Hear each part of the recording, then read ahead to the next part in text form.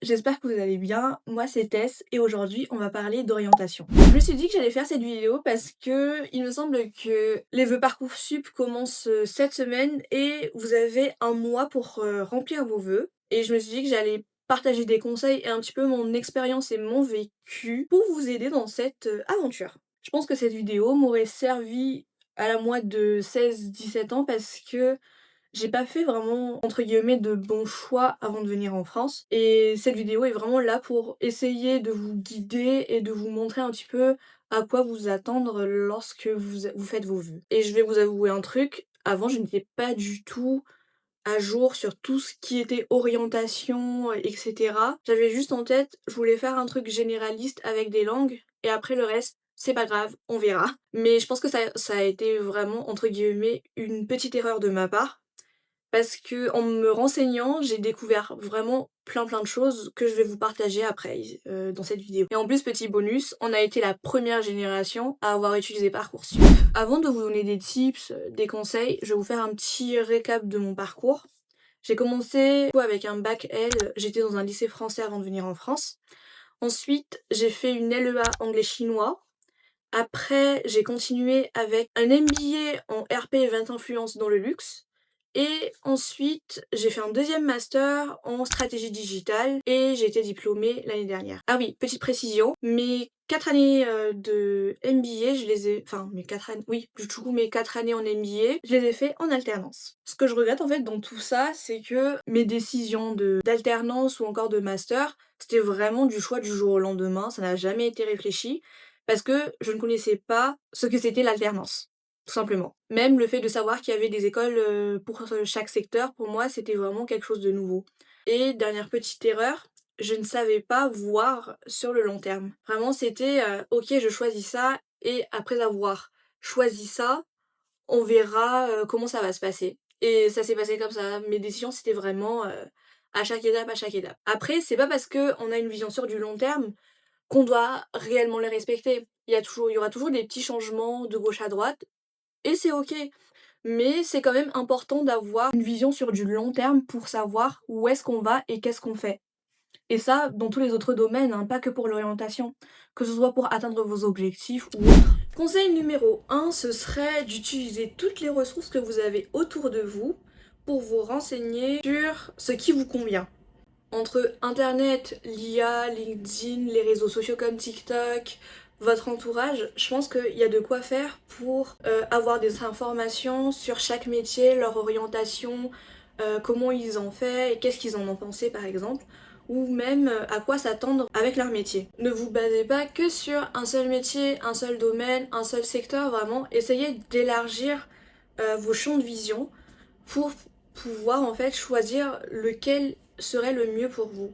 Essayez de voir large et soyez ouvert au changement. Vraiment faites un travail sur vous en fait pour voir dans quel environnement vous souhaitez travailler. Vous pouvez vous aider de l'IA. Exemple, vous dites je suis passionnée par la création de contenu, j'aime bien le côté marketing, j'aime bien travailler en équipe, je suis passionnée par les algorithmes sur les réseaux sociaux, je maîtrise les SEO, dans quel métier je pourrais m'orienter. Et donc vous pouvez demander à ChatGPT de lister tous les métiers qui peuvent vous correspondre. Ensuite, lui demander quels sont les différents parcours pour faire ce métier par exemple. Où il va vous lister les métiers et vous pouvez même demander les sources. Ensuite, renseignez-vous sur la structure qui vous convient.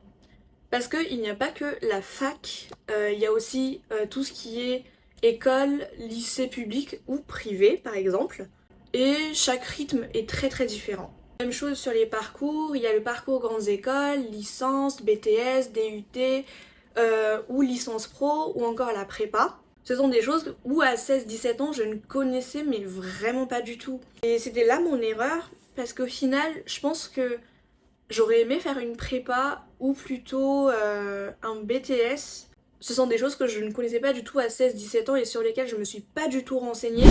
Deuxième conseil, renseignez-vous sur les secteurs, les domaines, les métiers, les facs et les écoles.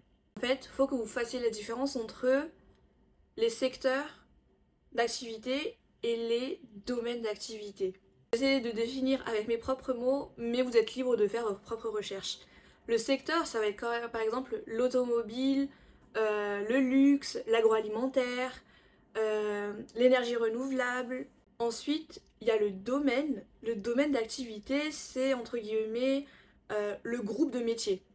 Ça va être par exemple la communication, tout ce qui est IT, tout ce qui est ressources humaines, management, tout ce qui est marketing, toutes ces catégories-là par exemple. Je vous demande de regarder tous les secteurs et les métiers qui existent, tout simplement parce qu'il y a des écoles et des facs qui sont spécialisés dans tel secteur ou dans tel domaine. Pour mon expérience, j'avais tellement fait une fixette sur mon projet en fait que je regardais pas ce qu'il y avait autour et c'était une très très grosse erreur. J'ai découvert que je pouvais entrer dans un parcours luxe juste après ma licence. Et je pense que j'aurais fait d'autres choix, mais je suis pas du tout déçue de mon parcours. Parce que on n'oublie pas non plus que tous les chemins mènent à Rome. C'est pas parce que j'ai pas fait de prépa, etc., que j'ai pas pu atteindre ce stade-là. Non, c'est pas vraiment ça, mais c'est juste j'aurais pu me préparer mieux. Concernant les facs et les écoles, essayez de viser le top 5, voire le top 10. Pourquoi je vous dis ça? Tout simplement parce que sur le CV, ça peut changer vraiment beaucoup de choses. Et notamment au niveau alumni aussi, lorsque vous allez rechercher un emploi ou autre, ça change les choses parce que maintenant, tout se fait majoritairement par réseau. Un exemple que j'ai fait et que je conseille pas, je voulais absolument du coup faire un truc généraliste avec les langues, etc. Et j'ai juste tapé LEA, anglais-chinois. Et dans tous mes vœux, j'ai même pas vraiment classé. J'ai pris au pif comme ça au hasard. J'ai pris tous les LEA de Paris qu'il y avait. Et je me suis dit, bon, c'est pas grave. Je prends ça et le premier qui m'acceptera, bah j'accepterai en fait. Mais non, faut pas faire ça. Classez vraiment vos top 5 d'écoles ou de fac où vous souhaitez aller et dans lequel vous voulez être intégré. Troisième conseil, il y a des sites où vous pouvez faire des mentorats. Des mentorats, c'est-à-dire ce sont des gens avec qui vous allez prendre contact, vont vous mettre en immersion entre guillemets sur des métiers dont vous voulez faire. Pour les moins de 18 ans, demandez toujours l'autorisation à vos parents.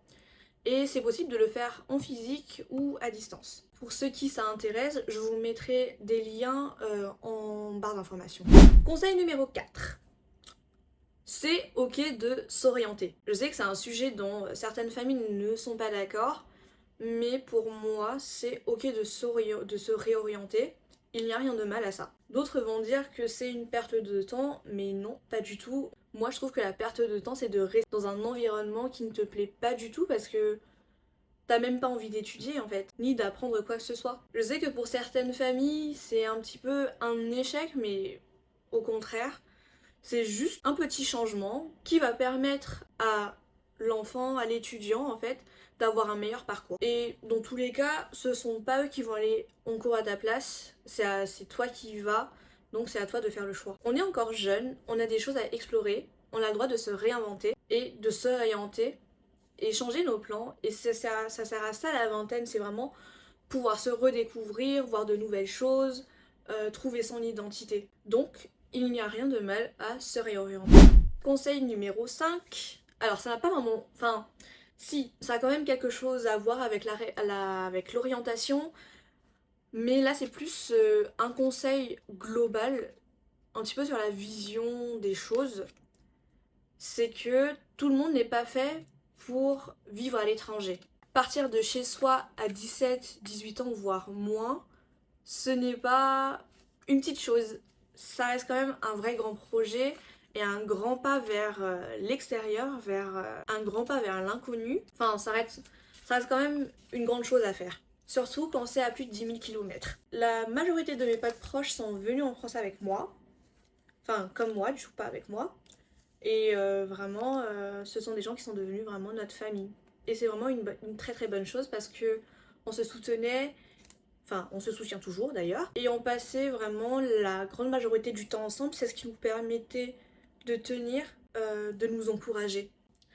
Puis avec les années, on a grandi, on a plusieurs perspectives en vue, notre vision des choses a changé. Et même si on ne se voit pas tout le temps, on arrive toujours à garder une bonne dynamique.